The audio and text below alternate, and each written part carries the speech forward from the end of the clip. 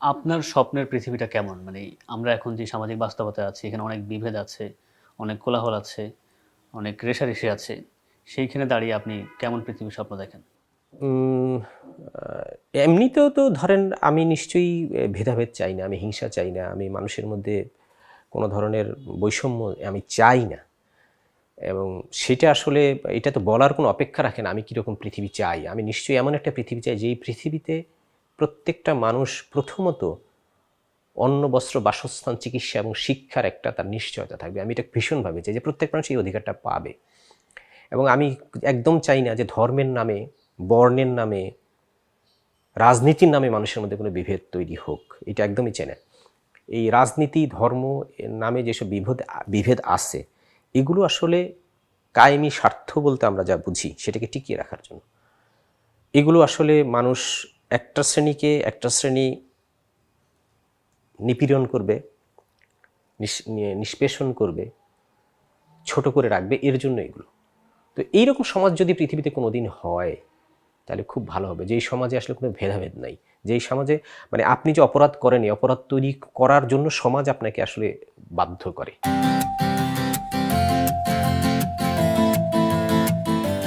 মানে যে একজন যে চোর চুরি করে, আপনি চোরকে পেটান ঠিকই, কিন্তু চোর যে কেন চুরি করে ওইটা আপনি কখনো সার্চ করেন না। সে তার তো নিড না থাকলে সে চুরি করবে না। আপনি যে ঘুষ খাচ্ছেন বা আপনি যদি সমাজে যে দুর্নীতিটা করছেন, এই দুর্নীতির মানে কিন্তু পরিস্থিতিটা তৈরি হয়ে থাকে। আপনাকে এমন একটা মানে অবস্থার মধ্যে দিয়ে উঠে আসতে হয়, একদম ন্যূনতম প্রয়োজনটা আপনি পূরণ করতে পারেন না, তখন আপনি বাধ্য হন অন্য কোথাও দিয়ে আপনার এই যে প্রয়োজনটা মেটাতে। সেই প্রয়োজনটা মেটাতে গেলে, মেটানোর জন্য মানে ক্ষমতাবান যারা, তারা জানে যে আপনার এই প্রয়োজনটা হবে এবং আপনি এই দুর্নীতিটা করবেন। তো আপনি যখন এই দুর্নীতিটা করেন, তখন আপনি যে যারা ক্ষমতাসীন আছে তারা আপনাকে কিছু বলে না, তখন আপনি মনের অজান্তে তাদের প্রতি লয়াল হয়ে যান। তাদেরকে আপনি, তারাও জানে এই কারণেই আপনি লয়াল হবেন। এবং সে লয়াল হবেন মানে আপনি তাকে সাপোর্ট করবেন, সাপোর্ট করবেন মানে সে টিকে থাকবে, সেই টিকে থাকার সঙ্গে আপনার দুর্নীতি এবং তার দুর্নীতি মিলেমিশে একাকার হয়ে যাবে। তো সমাজ এমন একটা জায়গা, এই যে লোকেরা সব দুর্নীতি হয় আসলে সমাজের কারণে। রাষ্ট্র ব্যবস্থাটা এমন যে আপনার কিছু করার নেই। আচ্ছা, মানিক ভাই, আমি যদি জানতে চাই যে আসলে এই যে লিখছেন, এই যে পড়ছেন, আপনার কাছে জীবনে কোনো অর্থ কি আসলে দাঁড়িয়েছে? কোনো অর্থ বুঝতে পেরেছেন আপনি? জীবনে আসলে সত্যিকার অর্থে কোনো অর্থ নাই আসলে। ধরেন আপনি যে জীবনটা পান সেটা আপনার ইচ্ছায় না। মানে আমরা কারো কাছে শুনি যে জীবন মানে আসলে অর্থহীন। আগের অধ্যায় অর্থহীন, পরের অধ্যায় শূন্যস্থান, আসলে কিছু নাই। তারপরেও নানা কাজের মাধ্যমে জীবনকে অর্থপূর্ণ করে যাওয়াটাই আসলে আসলে মানে জীবনের আপনার কাজ। পারসেপশনটা কি আসলে, আপনি জীবনকে কিভাবে দেখেন, এটার মধ্যে অনেক কিছু। যেমন ধরেন কেউ সারা জীবন এই ইয়েতে রাস্তায় রাস্তায় ঘুরে ঘুরে, মাজারে মাজারে ঘুরে ঘুরে, মন্দিরে মন্দিরে ঘুরে ঘুরে জীবনটা পার করে দেয়, তার কাছে জীবনের অর্থ একরকম। কেউ সারা জীবন বিত্ত, বৈভব, নারী সংসর্গ নিয়ে সে সারা জীবন, তার কাছে জীবনের অর্থ একরকম। কেউ সারা জীবন, মানিক বন্দ্যোপাধ্যায়ের মতো লোক সারা জীবন বাংলা খেতে খেতেই লিখতে লিখতেই মরে গেলেন।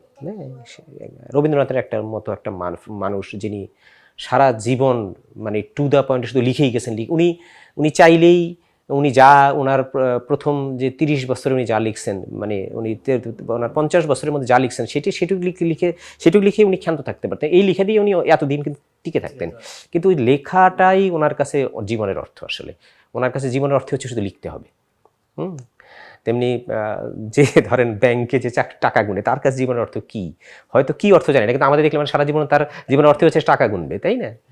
কিংবা ধরেন যে রাস্তায় যেই মেয়েটা যেন পতিতাবৃত্তি করে, তার কাছে জীবনের অর্থ আসলে কি? এগুলো জীবনের অর্থ আসলে টু দ্য পয়েন্টে এটা তো আমরা আসলে দেখি যে টাকা গুনে বা যে পতিতাবৃত্তি করে, সেটা আমাদের চোখে দেখা তার কাজ। আসলে কি সে জীবনে অর্থ কি এরকম যাপন করতে চায়? অনেকেই আছে। আপনি যদি তারাশঙ্করের যদি আপনি কবি পড়েন, কবির যে মেইন ফিমেল ক্যারেক্টারটা আছে, সে তো নিতাইয়ের সাথে ঘর সংসার করলো, তার সংসার তো হলো, কিন্তু আকাশে যখন যেদিন পূর্ণিমা আসে, সেই পূর্ণিমা রাতে তার শরীরে অন্য ধরনের একটা মাদকতা সে অনুভব করে এবং তার মনে হয় সে চলে যাবে, সেই যেখানে গেলে সে অনেক পুরুষের মধ্যে সে থাকতে পারে, তার ওই জীবনটাই তো সে ফিরে যেতে চায়। তাহলে আপনি কোনটা বলবেন, কোনটা ভালো কোনটা মন্দ? সে নিতাইকেও চায়, নিতাইয়ের সঙ্গে ঘর সংসার করে সেটাও সে চায়, আবার সে পতিতালয়ের যে তার জীবনটা সেটাও সে চায়। আসলে কি আসলে জীবনে বাস্তবতা, জীবনই মানে আপনার, আমরা যদি সত্য প্রকাশ করি, আমরা যদি সত্য প্রকাশ করি তাহলে বোধহয় জীবন এটাই নাকি? হ্যাঁ, আপনি ট্রুলি যদি আপনি বলেন জীবন আসলে এই, মানে ধরেন যে একটা কথা প্রচলিত আছে যে টলস্টয় নাকি তার বাড়ির কাজের মেয়েকে সেক্স রেপ করে ছাদ থেকে ধাক্কা দিয়ে ফেলে দিছিল, মরে গেছে। 30 বছর পর সে স্বীকার করছে যে মরছে।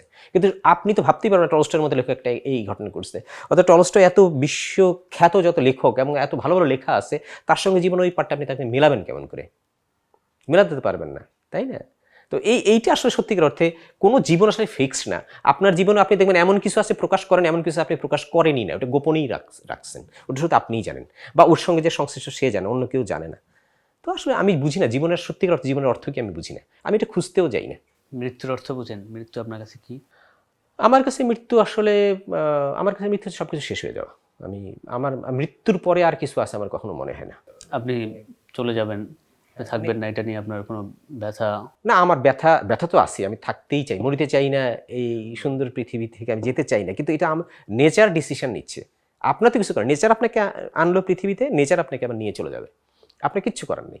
আপনি শত চেষ্টা করলে বেঁচে থাকতে পারবেন না, আপনি শত চেষ্টা করলে জন্ম নিতে পারবেন না। আমাদের জন্ম যে প্রক্রিয়া, যেভাবে আমরা জানি, সায়েন্স যেটা বলে, যেভাবে যে মানে কোটি কোটি শুক্রাণু দৌড়াচ্ছে ডিম্বাণুতে ঢোকার জন্য, একটা শুক্রাণু ফাইনালি গন্তব্যে পৌঁছায়, তার থেকে আপনার জন্ম, ওইটার মধ্যে আপনার ব্যক্তির কি ডিসিশন আছে? তখন তো আপনার চিন্তা শক্তি আপনার তৈরি হয়নি, জানেন? এটা প্রাকৃতিক একটা প্রক্রিয়া। এই প্রক্রিয়ার মধ্যে আমরা আসছি, চলে যাচ্ছি। আসলে এটা আপনি খুব মেনে নিচ্ছেন, কোনো ব্যথা নাই? না, আমার ব্যথা আছে, আমি তো থাকতে চাই। মানে জীবনের প্রতি যে মোহ থেকে যায়, আছে, মোহ আছে, জীবনের প্রতি মোহ আছে, ভালোবাসা আছে, প্রেম আছে, মরতে চাই না, বাঁচতে চাই। কিন্তু আমি এটাও জানি এটা সম্ভব না, এটা সম্ভব না জেনেও আমি বাঁচতে চাই। এবং প্রত্যেকটা মানুষই মনে হয় যে সব মানুষ মরবে, হয়তো আমি মরবো না। কখনো কখনো তার মনে কিন্তু এই ভাবনা উদয় হয়, কিন্তু বাস্তবতা তো আসলে সেরকম না। প্রকৃতিই নির্ধারণ করে দিবে কে বাঁচবে, কেউ কোনোদিন বাঁচবে না। জন্ম যার হবে, যেমন নির্মলেন্দু গুণের একটা দারুণ একটা লাইন আছে, আমি জন্মের প্রয়োজনে ছোট হয়েছিলাম, আমি মৃত্যুর প্রয়োজনে বড় হচ্ছি। আমরা সবসময় মৃত্যুর দিকে যাচ্ছি, আপনি যাচ্ছেন, আমি যাচ্ছি, কেউ বসে নেই আমরা।